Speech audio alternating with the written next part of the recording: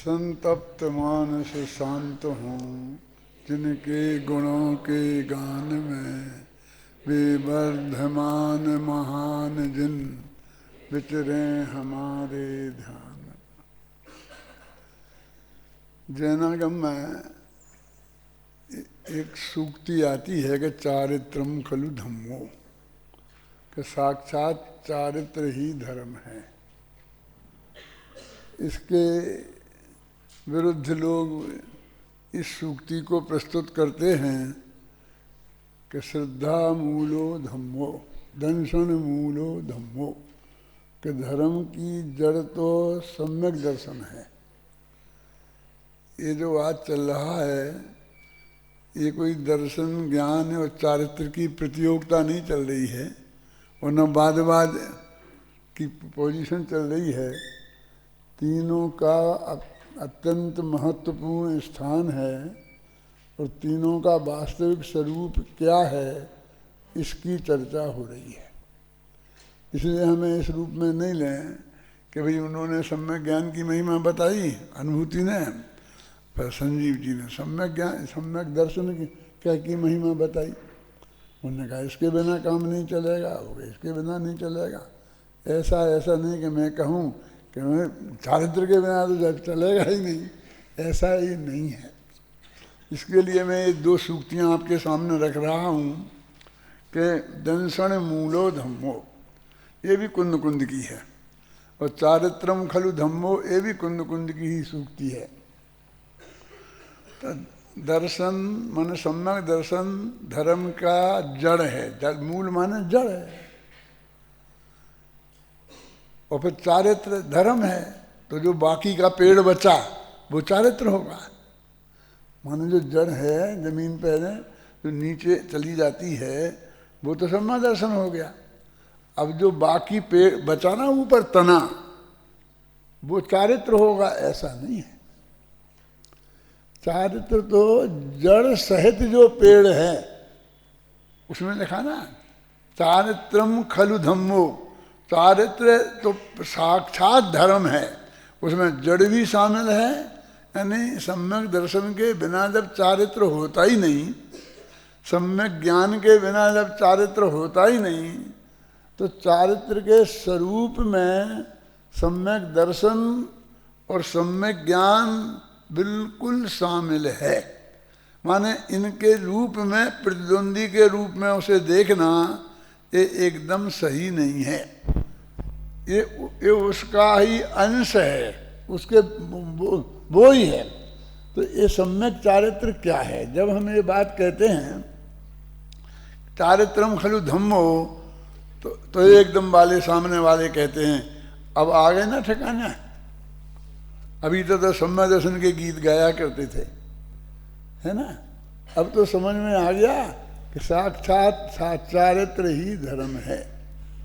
तुम कुछ भी समझते हो, लेकिन जो लोग ऐसा कहते हैं कि साक्षात चारित्र ही धर्म है, और फिर कहते अब तो हमारी लेन पे आना पड़ेगा ना।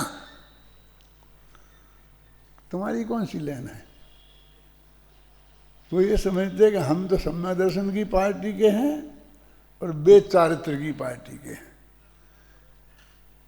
जिस क्रियाकांड में वे उलझे हैं, जिसमें चारित्र का अंश भी नहीं है, प्योर जड़ की क्रिया है, वे उसको चारित्र मान कर कह रहे हैं, और हम लाइन पर आ गए ऐसा समझ रहे हैं। यानी वे ये समझते हैं कि वे लाइन पर हैं। तो वास्तव में आज जो चर्चा हुई है, उस चर्चा में सम्यक दर्शन, सम्यक ज्ञान और सम्यक चारित्र के स्वरूप पर विचार हुआ है। हम उसके स्वरूप पर विचार कर रहे हैं। अभी मैं आपसे बात पूछता हूँ, इसको प्रतिद्वंदता के रूप में देखने की जरूरत नहीं है, वो चारित्र की महिमा के संदर्भ में देखने की बात है। इसमें उपयोगिता हमें ख्याल में आए। बाहुबली में क्या कमी रह गई थी? यदि हम ऐसा मानते हैं कि वे सम्यक दृष्टि थे, तो फिर सम्यक दर्शन तो के साथ तो सम्यक ज्ञान पैदा होता ही है। वैसे तो चारित्र भी सम्यक दर्शन ज्ञान के साथ ही पैदा होता है, उसकी चर्चा अभी नहीं करना चाहता हूँ। लेकिन सम्यक दृष्टि तो वे पहले भव से ही थे। भगवान ऋषभदेव को केवल ज्ञान नहीं हुआ और वे मोक्ष नहीं गए तो क्या सम्यक दर्शन की कमी की वजह से नहीं गए? यदि सम्यक दर्शन की कमी से नहीं गए होते तो छायक सम्यक दर्शन तो उन्हें सर्वार सिद्धि में ही था, और सर्वार सिद्धि में कोई मिथ्या दृष्टि तो जाते नहीं है। तो उसके पहले भव में भी कोई भावलिंगी संत रहे होंगे तब सही था। और कैसा वो मनुष्य गति के बिना, मनुष्य पुरुष भव के बिना नहीं होता है। अब वे क्या करें, वहाँ फंस गए थे, ठीक है। अब मनुष्य गति में आ गए थे, फिर 83 लाख पूरब तक क्यों नहीं गए?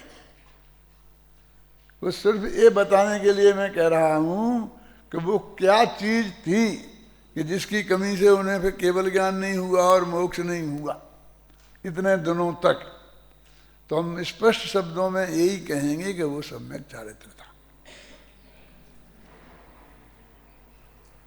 सम्यक दर्शन तो पैदा भी चौथे गुण स्थान में होता है क्या? तो पैदा होते ही चौथा गुण स्थान हो जाता है, और उसकी पूर्णता भी चौथे गुण स्थान में हो सकती है। जब छायक सम्यक दर्शन हो गया तो क्या कमी रह गई? बहुत से लोग हैं साहब वो परमावगाढ़ नहीं है, अवगाढ़ नहीं है, ये फलाना नहीं है, 10 भेद होते हैं, आज्ञा सम्यक्त है, फलाना सम्यक्त है। अरे ये तो सब विशेषण हैं। सम्यक दर्शन तो सम्यक दर्शन है, और जब उसका प्रतिद्वंदी कर्म मिथ्यात्व और अनंतानुबंधी पूरी तरह सत्ता से भी नष्ट हो गए हैं तो फिर उसमें क्या बाकी रह गया? वो बिल्कुल परिपूर्ण है, उसमें कोई कमी नहीं है। कि वो वीतराग सम्यक तो नहीं है, सराग सम्यक तो है। अरे ये सराग सम्यक तो वीतराग सम्यक तो शब्द तो ये बताते हैं कि सम्यक तो है और उसके साथ राग है, और सम्यक तो है और उसके साथ वीतरागता है, इतना सा बताते हैं। तो कौन से गुणस्थान में कितना राग रह सकता है और कौन से गुणस्थान में कितनी वीतरागता होती है वो शास्त्रों में वर्णित है, उसका वर्णन है। तो मेरे कहने का मतलब ये है कि उनको जो इतने काल तक फिर संसार में रहना पड़ा, क्योंकि मनुष्य गति भी संसार ही है ना, और देव गति भी संसार ही है ना। इनके दुखों का वर्णन आपने छड़ाला में और ग्रंथों में विस्तार से पढ़ा है कि इन गतियों में वो रहे, तो हम ये कहेंगे कि साक्षात चारित्र नहीं था। जब वे चारित्र की बात हम कहते हैं तो हमारा सीधा ध्यान ये बाह्य क्रियाकांड पर जाता है। और जब हम ये बात कहते हैं नहीं साहब, हम अनुवृत्त महावृत्त की बात कर रहे हैं, अनुवृत्त महावृत्त की क्रिया की नहीं। जो हम वृत्त लेते हैं तो वे वृत्त भी स्वभाव रूप हैं, और महाशास्त्र तत्वार सूत्र में उनका वर्णन आश्रव अधिकार में है। ये मोटा मोटा तो आप सब लोग जानते ही होंगे कि महाशास्त्र तत्वार सूत्र में 7 तत्वों का वर्णन है, और इसीलिए उसका नाम तत्वार्थ सूत्र है। और मुक्ति का मार्ग बताया गया है, इसलिए उसका नाम मोक्ष शास्त्र है। तो इसमें शुरू के 4 अध्याय तो जीव तत्व के संदर्भ में ही है, 5वां अजीव तत्व के संदर्भ में है, और 6वां और 7वां ये आश्रव तत्व का वर्णन है, और 7वें अधिकार में वृत्तों ही वृत्तों का वर्णन है। अनुवृत्तों के अतिचार, दोष, भावनाएं वगैरह सब बातें, तो वो तो आश्रव का अधिकार है। तो हमने आश्रव को चारित्र मान रखा है। यदि हम अनुवृत्त और महावृत्तों को चारित्र मानते हैं तो वे तो आश्रव हैं, स्वभाव रूप। और क्रिया तो जड़ की क्रिया है, जो कुछ भी होता है, जो बाहर की क्रिया होती है देहादि की, वो तो जड़ की है ही। लेकिन जो कर्मों का आना रुकना जाना खिरना ये सब कर्माण वर्णा की जड़ की क्रिया है। तो वो चारित्र क्या है?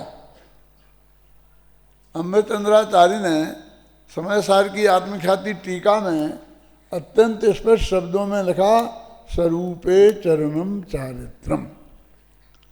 अपने स्वरूप में आचरण होना उसका नाम चारित्र है।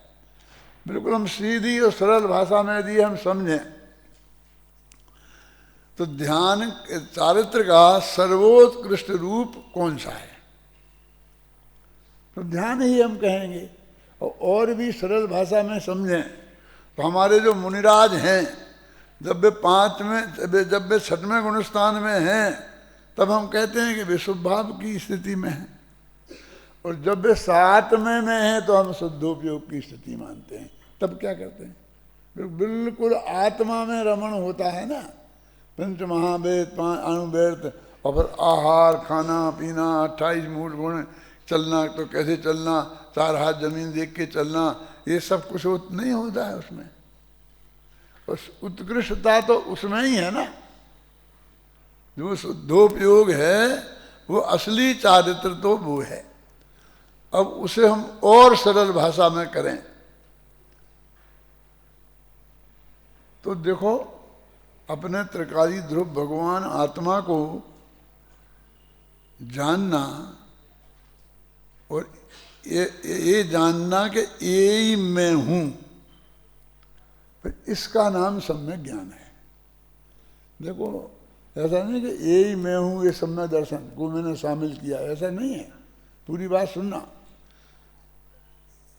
अकेला जानना नहीं है, जानना तो तुम्हारे आत्मा का भी मेरा वैसा ही हो सकता है, किसी के भी आत्मा का हो सकता है, लेकिन अपने आत्मा को जानना और अपने पन के साथ जानना, जिसको हमारे परमात्मा प्रकाश में, आज परमात्मा प्रकाश माने एक ग्रंथ है, आचार्य योगेंद्र उनकी बात कर रहा हूँ, उसमें उन्होंने लिखा है क्लियर में कि तन्मय होके जानना।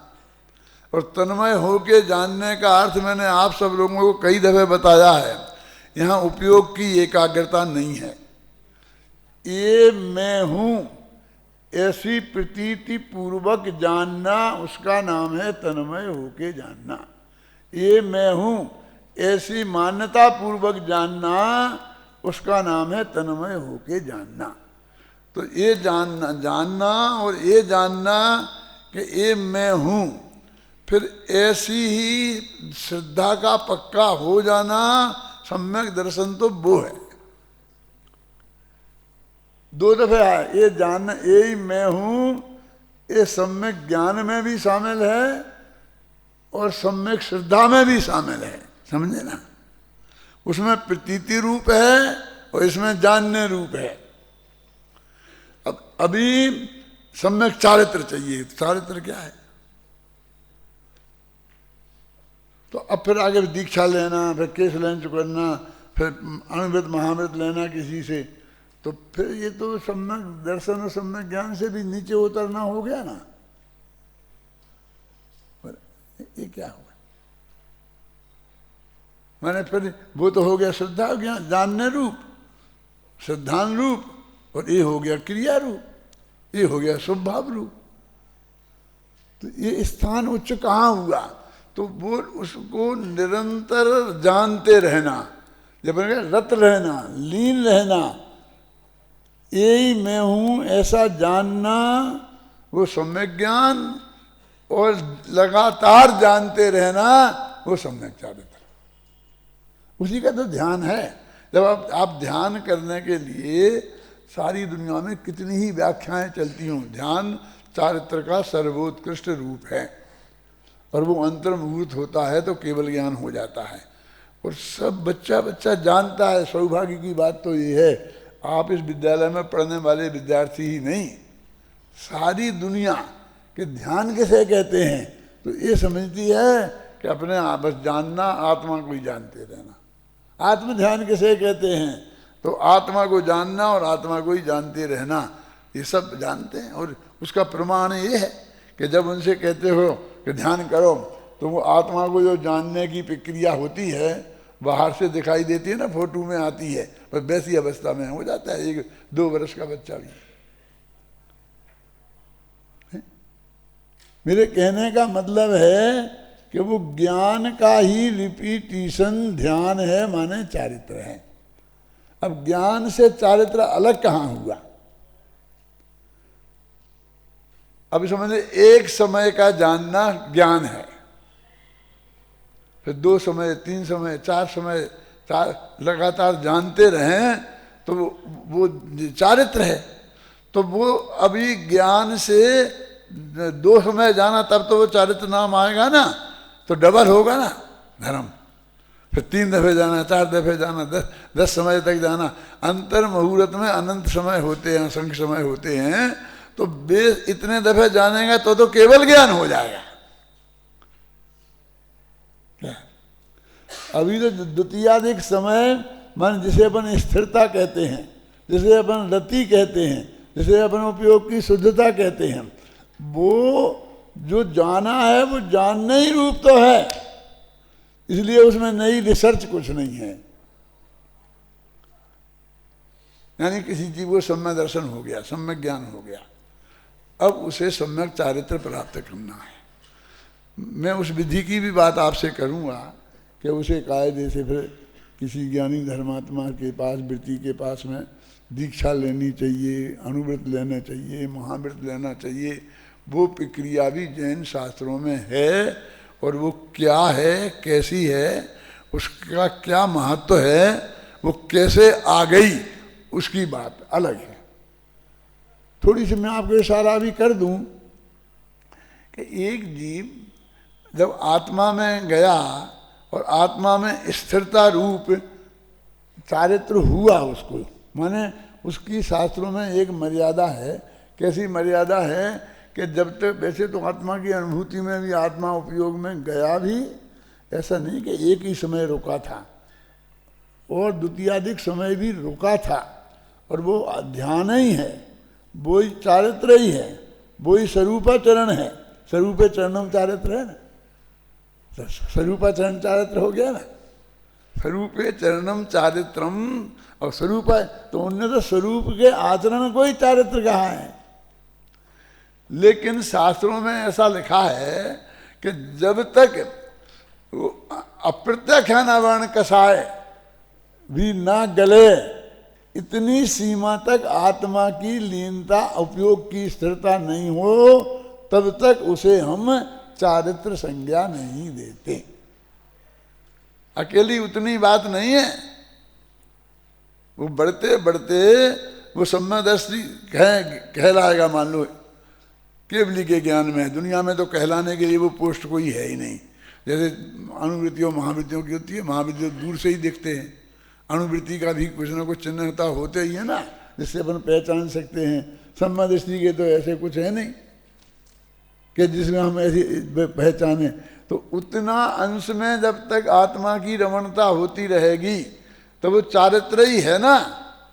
अब हमें समय चारित्र को प्राप्त करना तो प्राप्त तो है ही, लेकिन एक उस सीमा तक पहुंचना कि जहां शास्त्र में उसकी चारित्र संज्ञा है, जिससे हमें चारित्र कहें। तो कहते ऐसी परिस्थिति होगी तो उसके अंदर में जब ये स्थिति आएगी तो बाहर में अनुवृत्त होंगे ही होंगे। अहिंसानुवृत्त, सत्यानुवृत्त, माने उसके शुद्धोपयोग की दशा कैसी होगी, जिसके मिथ्यात्व का अभाव और अनंतानुबंधी कसाय का अभाव है, उसके कैसे होगी। और जिसके अप्रत्यक्ष अनवर्ण कसाय का अभाव और हो गया है तो उसकी कैसी होगी, उसका नाम अनुवृत्त है। वे ऐसे बाहर में आए तो ऐसे आए, अभी जाएंगे अपन आगे, लेकिन अभी तो अपन ये बात कर रहे हैं कि अभी जब तक आए नहीं वे, आत्मा हमारे जानने में आया और उसमें हमारा अपनापन आया, जानने में आया सम्यक ज्ञान हो गया, अपनापन आया सम्यक दर्शन हो गया, और ये दोनों एक साथ ही होते हैं। क्योंकि जब जानने में आता है साक्षात, जैसे अपन अनुभूति बोलते हैं, ऐसा पूरा शास्त्र से जान लिया ऐसा जानना नहीं है ना। जो अनुभूति पूर्वक जानना हुआ तो सम्यक दर्शन और सम्यक ज्ञान हो गया। अब ये चारित्र भी हो गया, क्योंकि बिना अंदर में उपयोग की स्थिरता के बिना वो होता नहीं है। तो उपयोग की स्थिरता जब उस सीमा तक बढ़े कि अप्रत्याख्याना वर्ण कसाय भी गल जाए, ये तो नाप है। आप अपने आप शुद्धि की बात को समझो, तब उसके अनुप्रतादिक होते हैं। बनारसी दास जी ने बहुत अच्छे शब्दों में लिखा, उदय प्रतिज्ञा को भयो ताको प्रतिमा नाम। जब प्रतिज्ञा का उदय हो जाए, किसी को बहुत तीव्र कसाय किसी के हो, तो उसके मारने का भाव तो उसे चलता ही रहता है ना, मारने पीटने जो भी बुरा करने का। फिर इतनी तीव्रता में आ जाए वो कसाय कि वो अर्जुन जैसा बोले कि शाम तक जयद्रथ को नहीं मार दूंगा तो अग्नि में जल के मर जाऊंगा, तो उसे हम प्रतिज्ञा कहते हैं। वो प्रतिज्ञा का उदय हो गया है, समझिए ना। उदय प्रतिज्ञा को भयो, कि आपने अच्छा उदाहरण दिया प्रतिज्ञा के उदय का। तो कसाय की प्रतिज्ञा का उदय, तो कसाय में ऐसा ही होगा ना।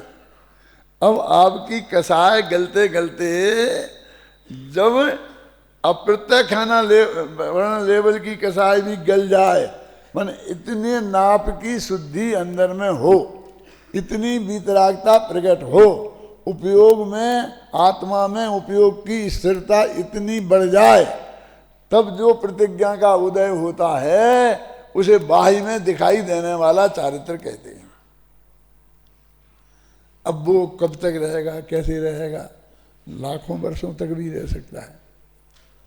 और अंतर्मुहूर्त भी ना रहे भरत चक्रवर्ती जैसा, क्योंकि अंदर में जब गए दीक्षा ली और अंदर में सामायिक में बैठे तो अंतर्मुहूर्त तक उपयोग स्थिर हो गया और केवल ज्ञान हो गया।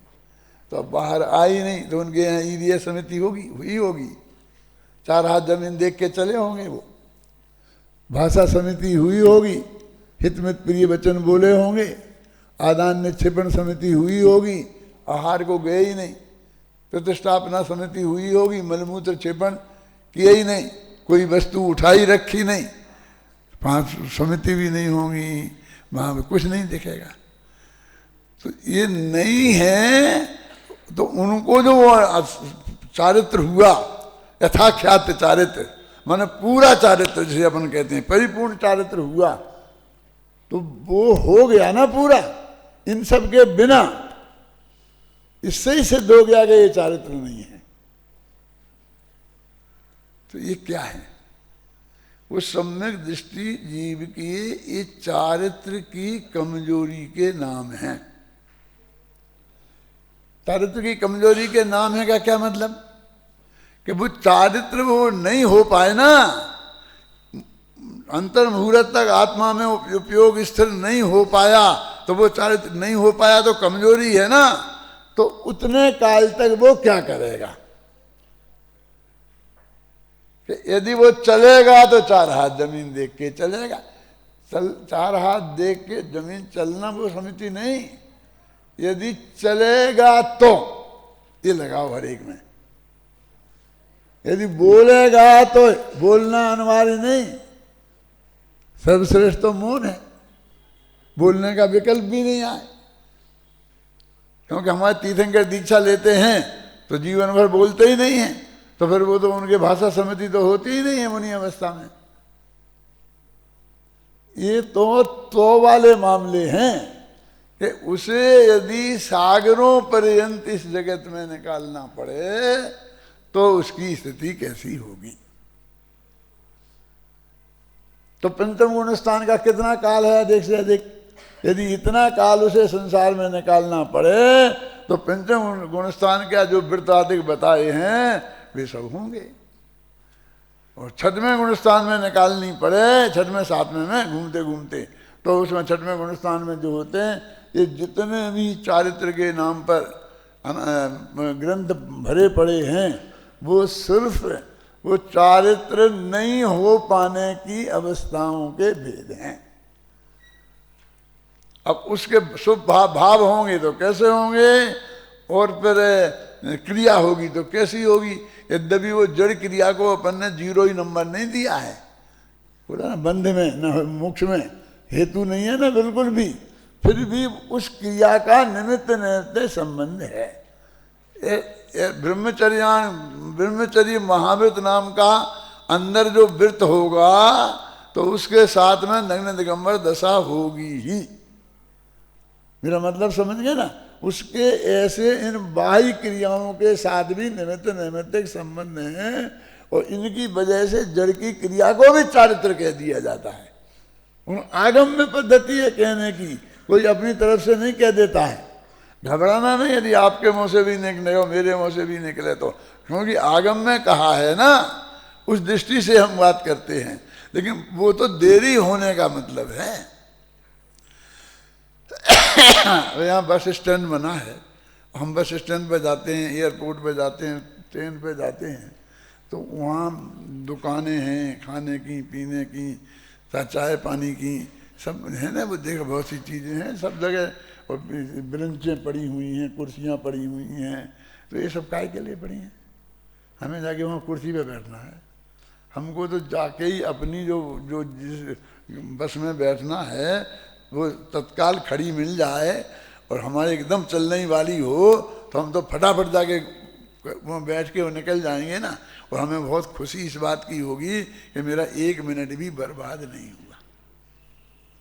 और मालूम पड़ा कि बस 1 घंटा लेट है, 1 घंटा लेट है, वो जाएगी तब ये वो सारी क्रियाएं आपकी शुरू होंगी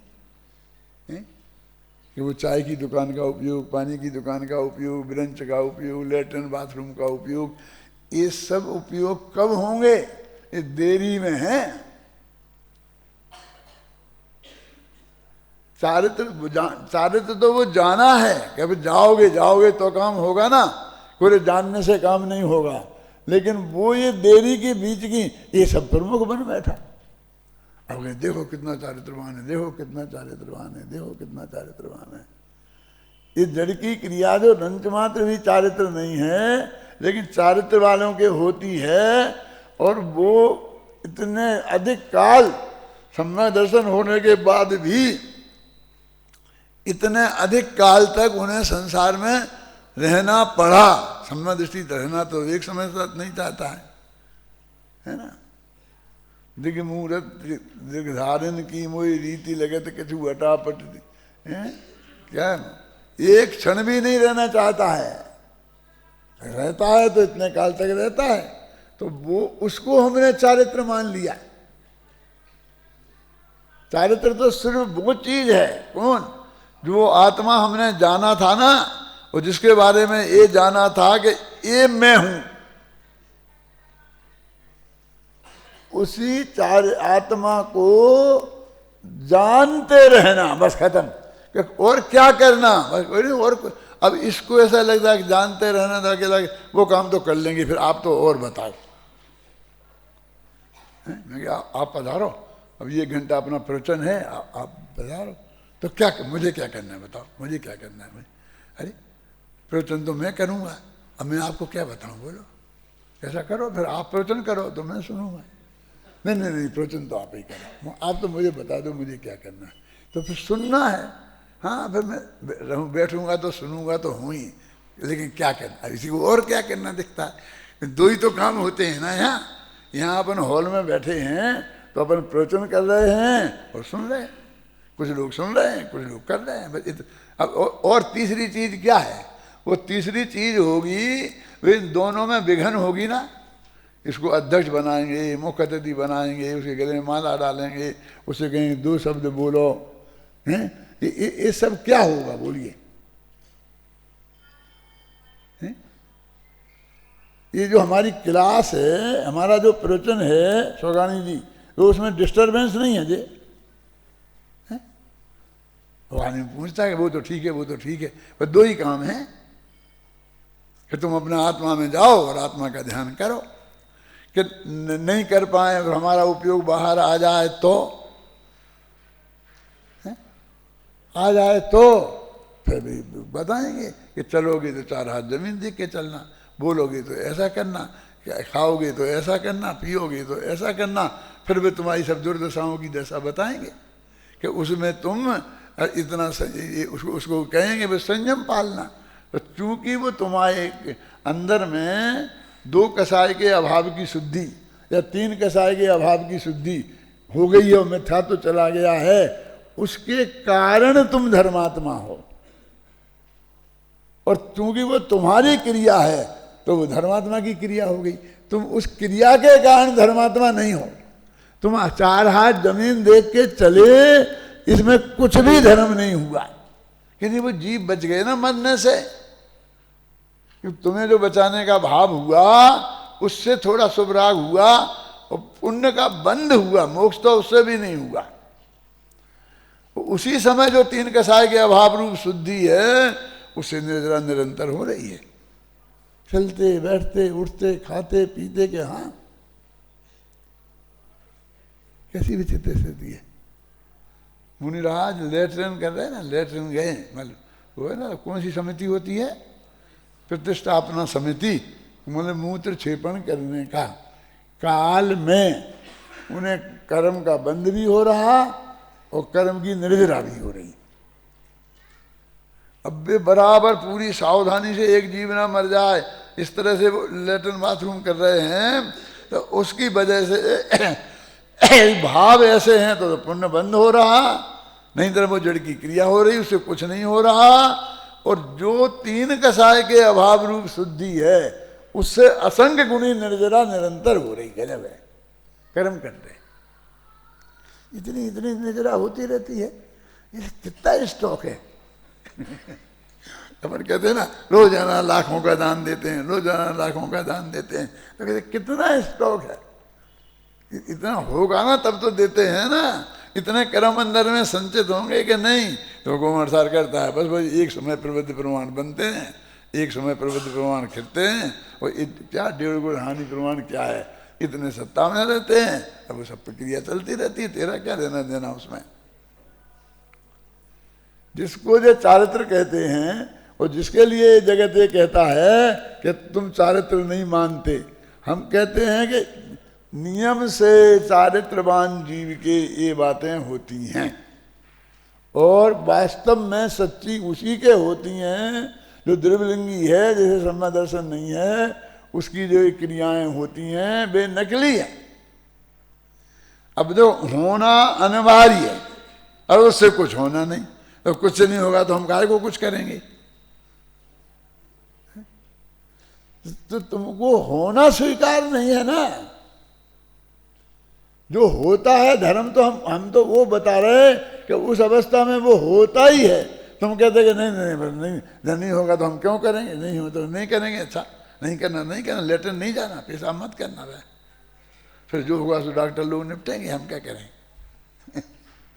अरे वो क्रियाएं होंगी तो उसमें तुम्हारे को सावधानी का भाव रहेगा, और उस टाइम पर भी शुद्धोपयोग कदाचित नहीं रहेगा, लेकिन शुद्धि की सत्ता हो गई जितनी शुद्ध परिणति उस वक्त भी रहेगी। तो उसको भी शास्त्रों में चारित्र कहा है, और उसके पोथन्य के पोथन्य भरे पड़े हैं। उसमें अणुवेद महावेद समिति उपति गुप्तियों और ये एक अब एक महिमा। अब ये बात मैं बोलता हूँ कि कितना सीधा सच्चा धर्म है, चारित्र कितना सरल धर्म है, क्योंकि नया रिसर्च कुछ करना नहीं है, जो आत्मा हमने समझा है बस उसी को लेना है। हमने तुम्हें दंड बैठक लगाना सिखा दिए कि ऐसे दंड लगाया जाता है, ऐसे बैठक लगाई जाती है, 5 करा दी अच्छी तरह से दंड और 10 बैठकें। अब क्या रोज ही ना तुम प्रैक्टिस करके बढ़ाओ, अब 100 200 500 तक तुम्हें ले जाना है, जो हमारा कोई काम ही नहीं है। जितनी तुम्हारी प्रैक्टिस होगी हो जाएगी। ऐसे भगवान आत्मा को तुमने जाना है, जान लिया, तुम्हारे ज्ञान में आ गया, उसमें अपनापन हो गया, सम्यक दर्शन हो गया, सम्यक ज्ञान हो गया। अब तुम लगातार कितने अधिक काल तक उसमें जमे रह सकते हो, बस ये तुम्हें करना है। जितनी रुचि होगी इतने जमे रहोगे। और फिर जब तुम एक लेवल तक पहुंच जाओगे तो उस लेवल का नाप कैसे होगा कि उससे अनंतानुबंधी कसाय तो गई थी और अप्रत्यक्ष अनावरण कसाय भी जाएगी।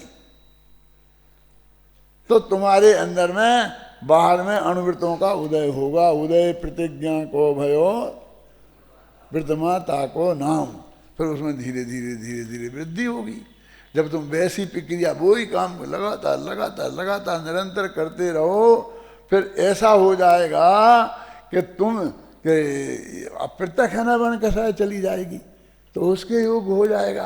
तो इतना हो जाएगा। हाँ, कि तुम्हें क्या बताएं, यहाँ जो एक समय को आत्मा का अनुभव हुआ था ना, अनुभव हुआ था माने क्या, वो आत्मा हमारे ज्ञान का गेय बना और हमने ये मान लिया कि यही मैं हूँ, बस। ये अनुभव माने अपनेपन का अनुभव। अनुभव माने अपन बोलते हैं ना, तुझे लगता है कि हम तुम्हारे हैं कुछ। मैं भी सोच रहा था जब तुम बोल रहे थे, प्रवचन कर रहे थे ना, कि ये भारत में होता है ना, शादी हुई शादी, तो इसमें क्या होता है कि वो कच्चे वो ऊँट बांध रहे थे। तुम कौन बांध रहा था ऊँट? उसने बांधा था, पिंकी ने बांधा था ऊँट। ख्याल में आ गया तुम्हारा?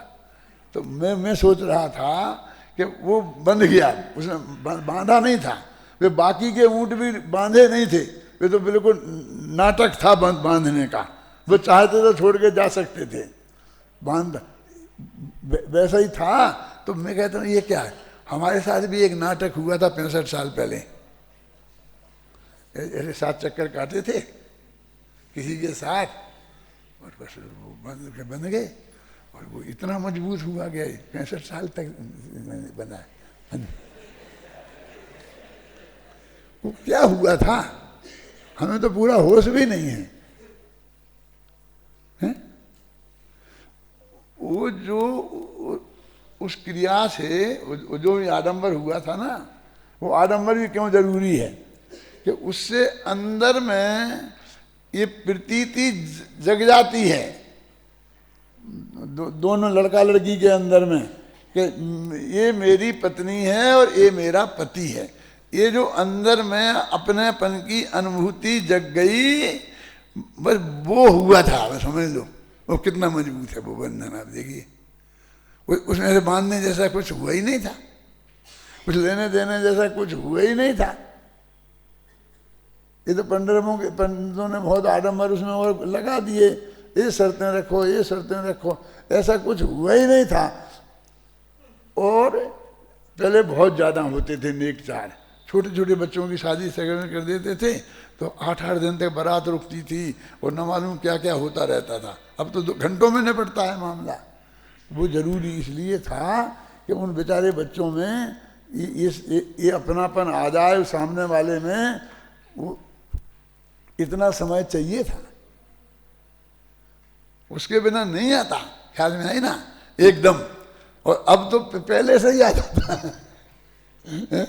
इतना होता है कि अब उसमें, इसलिए अब जितना कम हो तो वो जब बंधन रह सकता है तो एक दफे तुम्हारा आत्मा के साथ तुम्हारा अपनापन आ गया। यही करना है, क्या वो करना क्या है मुझे समझ में नहीं आता उसमें। अब मैंने कहा कि भाई मुसलमानों के बहुत अच्छा है तलाक तलाक तलाक, हमारे यहाँ होता तो हम भी छूट जाते हैं। अपने यहाँ तो कोई ऐसा उपाय नहीं है। अब अपने यहाँ तो है ना, बिल्कुल ही नहीं है। कोई शास्त्र में कहीं ऐसा कुछ बताया नहीं है कि तुम्हारी शादी हो गई और शादी अब तुमको नहीं रहना है तो उसकी उकेला कुछ हो, ऐसा कोई शास्त्र में कहीं बताया है? अभी तक पढ़ा तुमने संदीप? मैंने तो नहीं पढ़ा, नहीं है। क्यों? हमको तो छायक सम्य दर्शन हो गया ना। हमारा तो अपनापन ऐसा है कि इस भव में छूटेगा ही नहीं। इस भव में छूटने का कोई उपाय नहीं है। रामजी भाई कहा करते थे मरेज छुटको, क्या कि मरने पर ही छुटकारा मिलेगा। यही संस्कार है ना अपने जैन समाज में, है? अपने माँ बाप कैसे बंधे हैं, दादा दादी कैसे बंधे हैं, इस 70 90 वर्ष की उम्र से बराबर कोई विकल्प किसी को आया ही नहीं, नीचे से ऊपर तक। तो ऐसे ही वो अनुभूति होगी कि उसमें से अपनापन छूटेगा ही नहीं, और बार बार उधर उपयोग जाएगा, आएगा जाएगा जाएगा, और लगातार यदि वो अंतर मुहूर्त तक गया तो वही प्रैक्टिस करनी है। कहते केवल ज्ञान करने के लिए तो अंतर मुहूर्त तक का आपने टारगेट दे दिया है, लेकिन अरे तुमको एक एक कदम आगे बढ़ना है। यदि अनुवृत्ति बनना है, यदि महावृत्ति बनना है, यदि 7वें गुण स्थान में जाना है, 8वें 9वें 10वें में जाना है, तो उसके अलावा कुछ नहीं करना। और वो भी करना नहीं है, होना है। हमको ये स्वीकृत ही नहीं होता कि करना नहीं है, कि चारित्र नहीं करने का नाम है, जिसमें कुछ नहीं करना उसका नाम सम्यक चारित्र है। उपयोग तो शुद्ध जब ही होता है।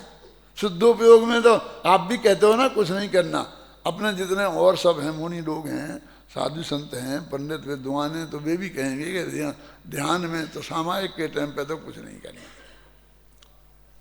तो असली चारित्र तो सामायिक ही है ना, और उसी टाइम पे कुछ नहीं करना तुम भी मानते हो।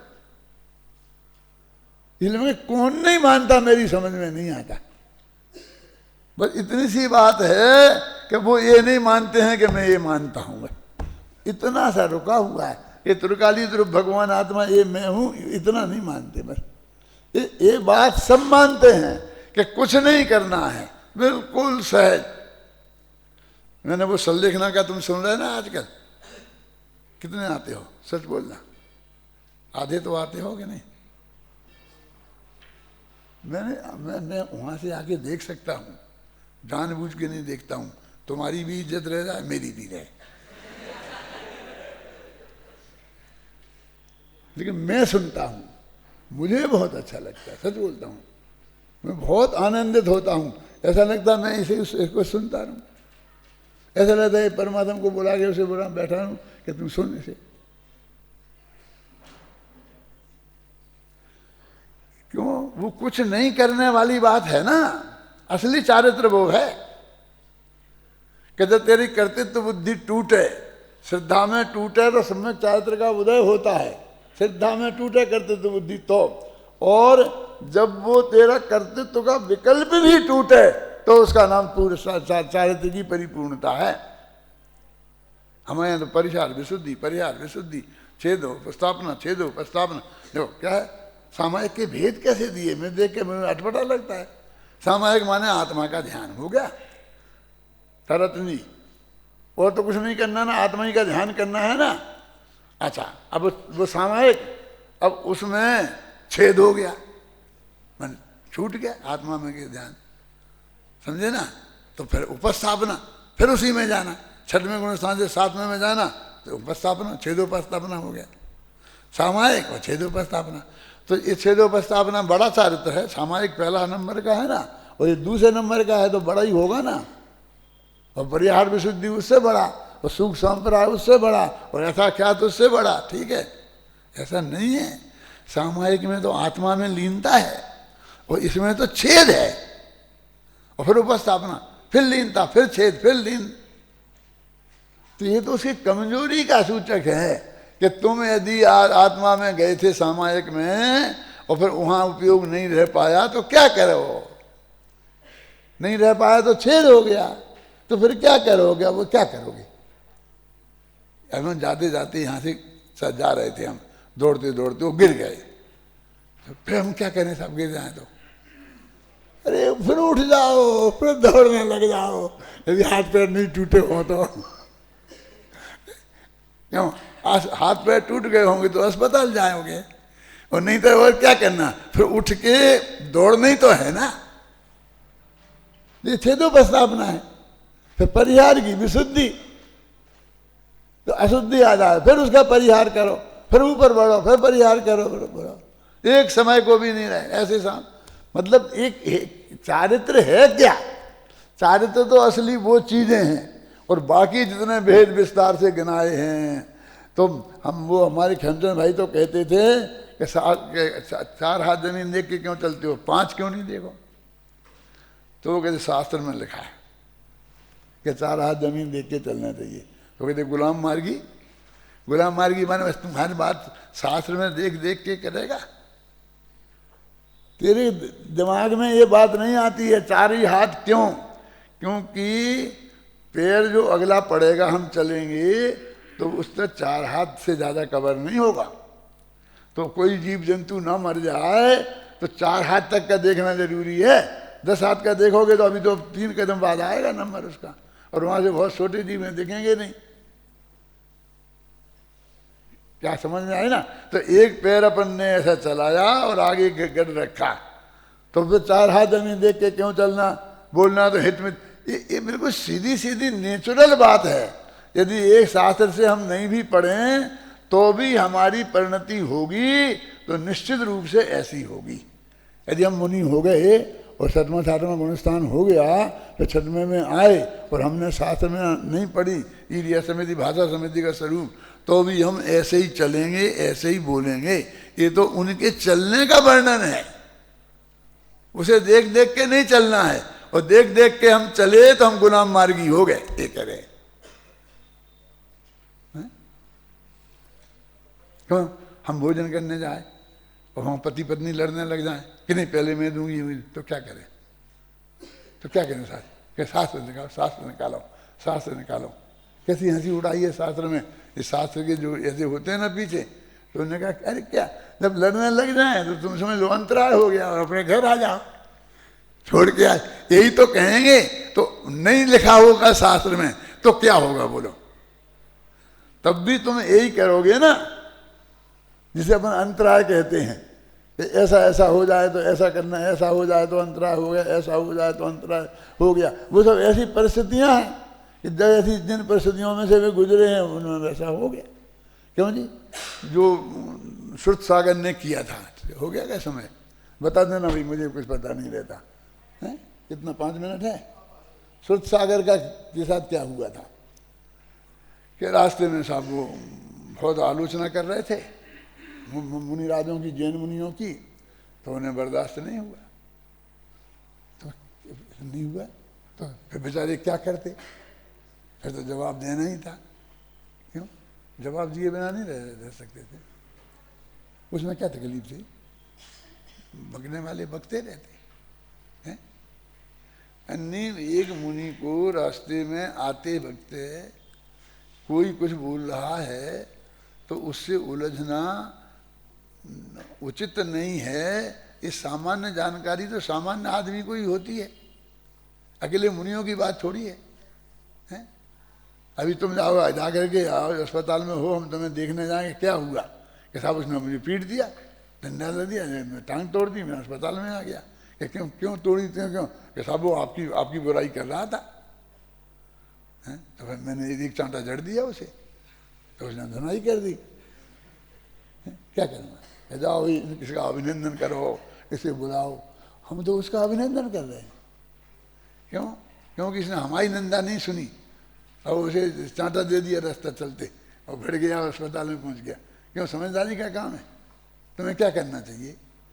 हैं? क्या कहें? अरे बकने वाले बकते रहते, बहुत बकने वाले मिलेंगे। प्रधानमंत्री को भी गालियां देने वाले मिलते हैं कि नहीं मिलते हैं? और उनकी मुँह पे लोकसभा में बैठे होते हैं, सामने ही देते हैं। क्या करते हैं? क्यों? तो इतनी बातें क्या करना चाहिए थी? और हम तो आज तक पुरस्कृत कर रहे हैं उन्हें। क्यों? अकंपनाचारी वगैरह बेचारे उसमें थे और विष्णु कुमार नहीं आते तो क्या होता? एक दफे कल्पना कर लो कि नहीं आए विष्णु कुमार, तो फिर क्या होना था? आप बताइए। मुनिराज है ना, चारित्र चाहिए ना। अरे जो होना था वो हो रहा था ना। वे अपने आत्मा के ध्यान में बैठे थे, और क्या है? वे तो आत्मा के ध्यान में ही बैठे रहते। तो फिर वो समय दूर नहीं होता तो क्या होता? क्या होना था मुझे बताओ तो। हजारों मुनिराज हैं और ऐसा होता रहता है, प्रकृति जन्य होता रहता है, तो क्या होता है? कुछ नहीं। उनने कोई उपकार नहीं किया। ऐसा उपकार करना कोई जैन धर्म की बात नहीं है। अब उसके नाम पर हर मुनिराज विष्णु कुमार बनने को तैयार बैठा है, हर एक को शुद्ध सागर बनना है, अकंपनाचारी तो बेचारे अकंपनाचारी है। तो चारित्र का स्वरूप हम नहीं जानते हैं सही। ऐसी सब परिस्थितियों में आत्मा का ध्यान में मगन रहना, मगन रहना माने परिस्थितियों की वजह से नहीं कि वे तो अपने में ही मगन थे, वे अपने में ही मगन थे, बाहर क्या हो रहा वो उनके ज्ञान का गेय बन ही नहीं रहा था। ख्याल में ना। देखो एक सच्ची घटना कह के खत्म करता हूं, रविन्द्रनाथ टैगोर की है।